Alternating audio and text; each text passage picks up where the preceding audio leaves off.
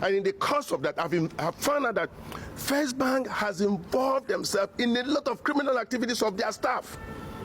Deposit advices for the fixed deposits issued by First Bank. They said they were not, they could not trace it in their system, so he should go away. He wrote to the bank's MD, he wrote to CBN, and each of them were saying, we are investigating, we are looking into it, we are investigating. So he had to bring the matter to court. The total deposit of 550 million is not such funds that one would fold his hands and allow it to go to waste. So that is the dispute that is now before the court. A certificate of fixed deposit issued to me, 250 million and 300 million respectively, for over 10 years. From 2014, I left that because I did not want First Bank to be removed from my hometown. Then over time, as the Lord will have it, upon arrival into Nigeria, from the airport I went straight to Abuja to pick some funds. 55 million in a savings account had disappeared. And that was what triggered this.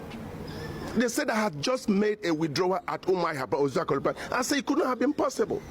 They triggered an investigation, and it happened that indeed bank officials had withdrawn 55 million in 6 installments of 10 million and 5 million respectively, of which they accepted. They accepted responsibility, and it took about 1 week for the funds to be returned to me.